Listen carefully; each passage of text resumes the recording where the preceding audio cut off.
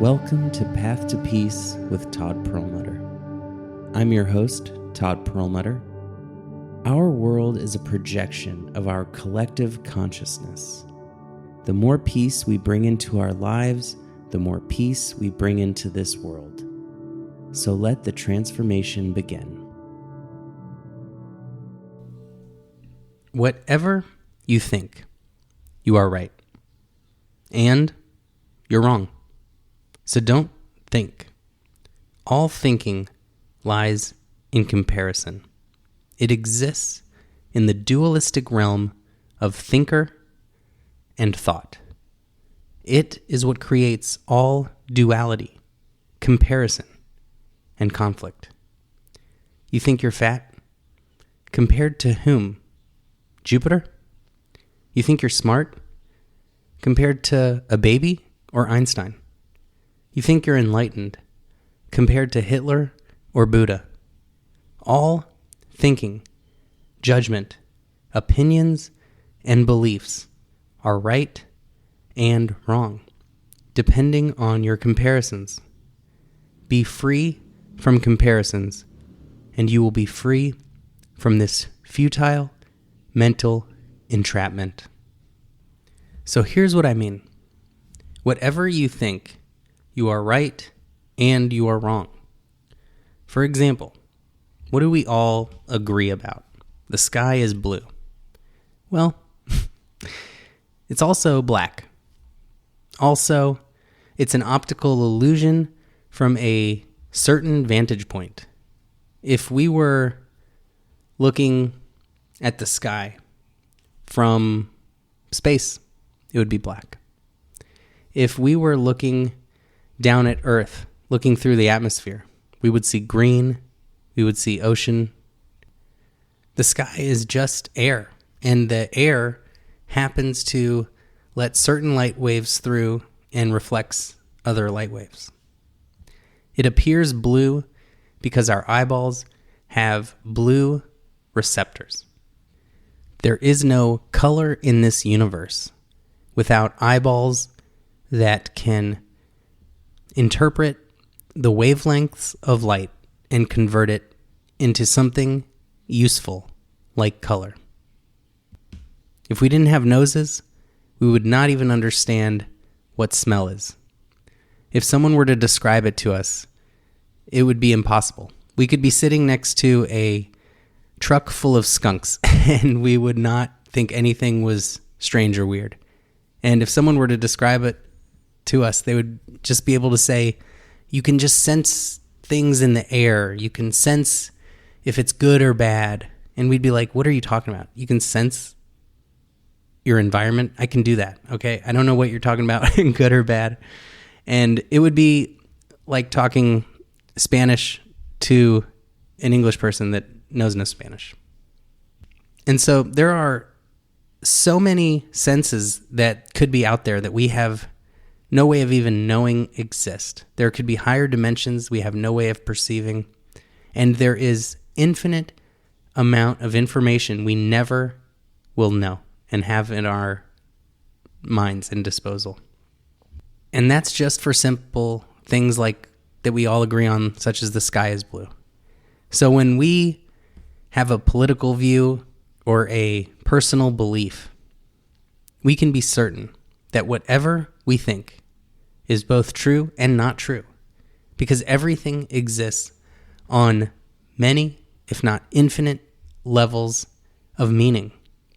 Everything can be infinitely interpreted.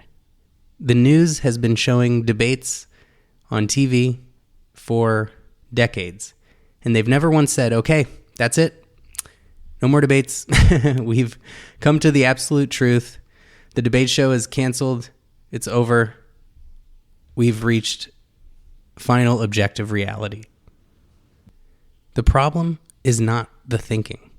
The problem is that we focus so much on thoughts, on words, which are symbols that can at best slightly resemble truth, can point to the truth, but also completely mislead us. No matter what the thought is, it is true on some level and wrong on probably many levels. We cannot hold all knowledge in our brain at once. So when we do a scientific study, we isolate, for example, one chemical in the brain to study and how something can affect it. And we ignore all the other chemicals that play some role. Every scientific study simplifies reality into something that it can test, so it can see how one thing affects one other thing, but it ignores everything else. The news can only point a camera in one direction, so we are missing everything else. And then they take that and they shorten it down to a clip, and if it passes all of the corporate executives, they'll show a little snippet on the air. There is no way to see the full picture of anything as long as we are living in thought, because thought is one word at a time. And while some symbols, such as the yin-yang, the Om symbol, the cross, can be powerful symbols that have volumes of information contained in these symbols, words are almost insignificant compared to the power of those symbols. The more we become aware of the mystery, the unknown, what we are unaware of, the less the thoughts in our brain control us.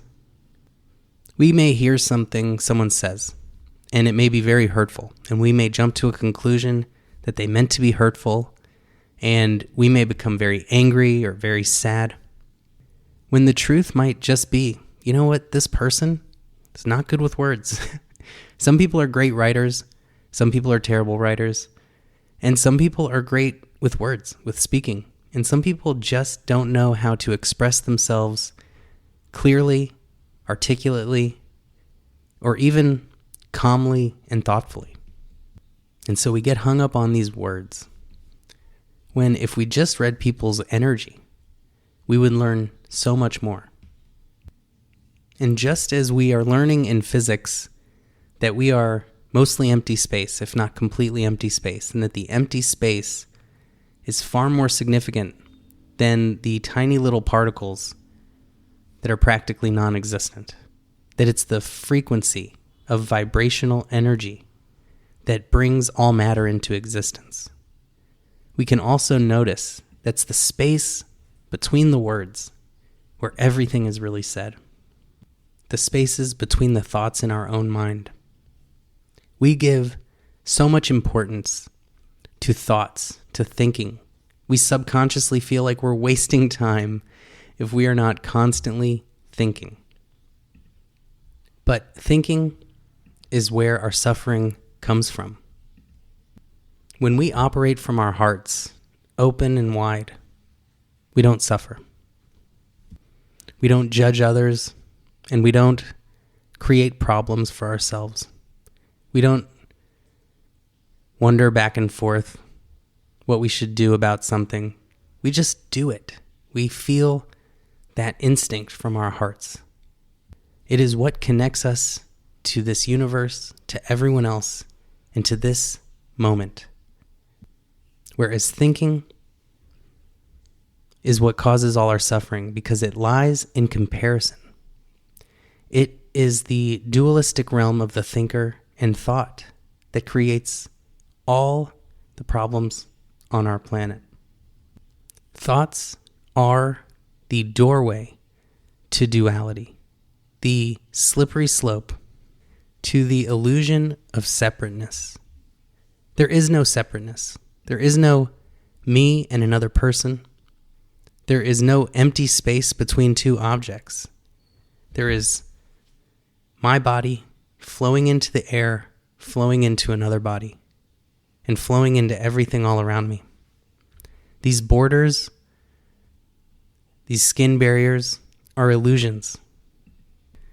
And when we fall for anything separate from us, when we are no longer being the universe, And we are falling for that illusion that we popped out of nothing, that we're totally individual, self-contained, separate entities, as if we don't rely on this planet for life. We create those personal problems. We feel lonely. We become self-conscious, insecure. Greedy and selfishness arises.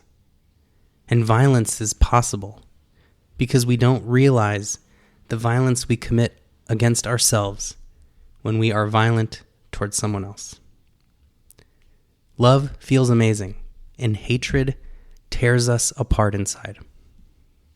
We only struggle to be love, not to be in love or love a person or something, but we only struggle to be love when we believe that there is a false self within us who has been attacked or whose views have been attacked.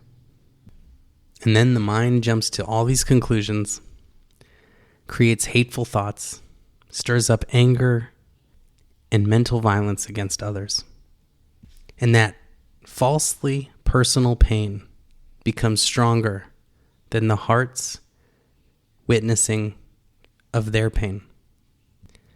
And it all stems from a person perceiving a thought as coming from this place of self that doesn't exist.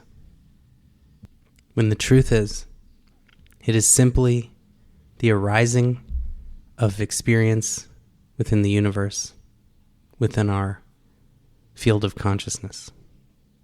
An arising and a falling away. Impermanent, like everything else. Like the sand blowing in the wind. Foolish to try to catch it. All thought can simply compare. It is nothing more than judgment made by comparison. You're poor compared to Elon Musk. You are rich compared to someone living on the streets. You're short compared to LeBron James. You're tall compared to a caterpillar. What is good, we know because we compare to bad. What is bad, we know because of its opposite. Every single judgment and opinion is both right and wrong. There is no perfection. There is no objective truth. There's nothing you need to figure out, solve, or even learn about or discover because you are whole. You existing is perfection, with your misperceived flaws and all. The universe as it is the perfection.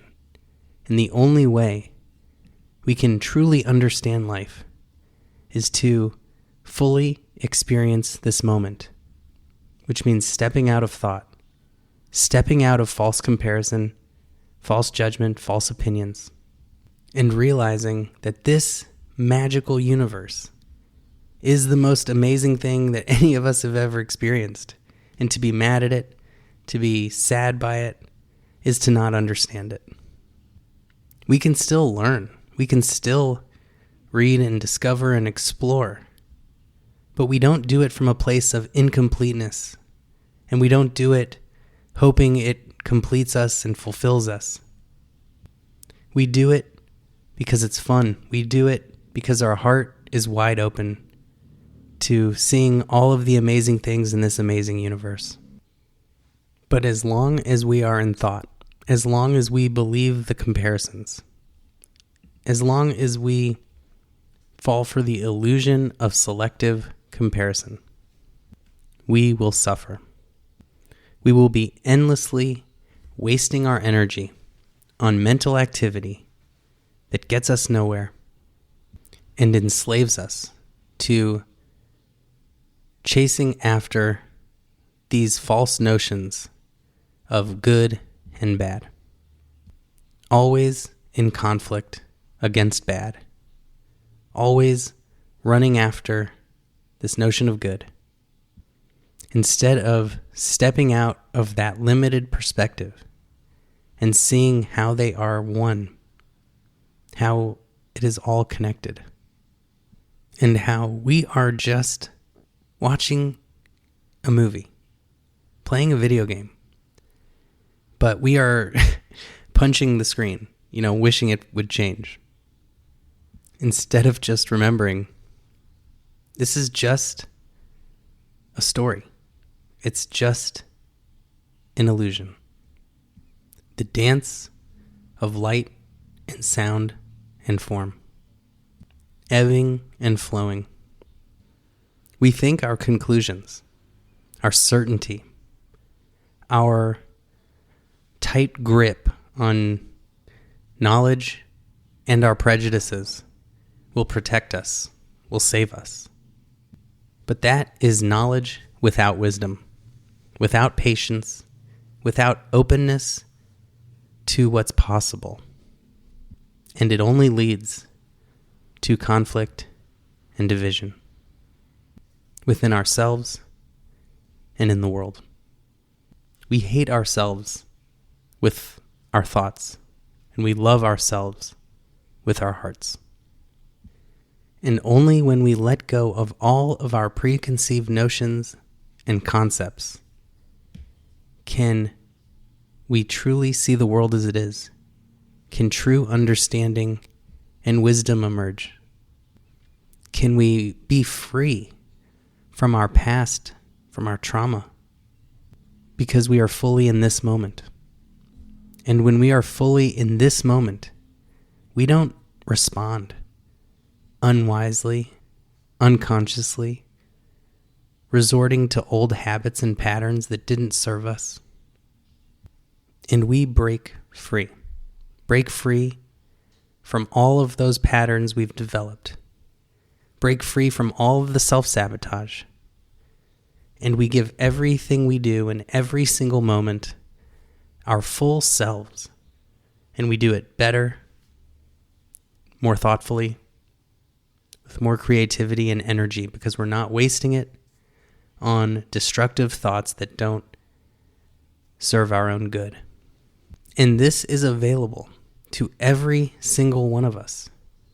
We can all be. We are beings. It is the core of who each of us is. We just have years and decades of thought covering it up, but we can all get back to this moment and stay there. It's natural. It's easy, and it becomes effortless. And there's two ways to do it. There's meditation, which is fantastic and it's important. But even more than meditation, even more than sitting in stillness in the morning and the evening, is bringing stillness to our day. Not always being on our phones, not always having something playing in our ear, not always doing. We slow down. We become mindful of the hyperstimulation that we are constantly exposed to. It means when we're with others, we're just with others.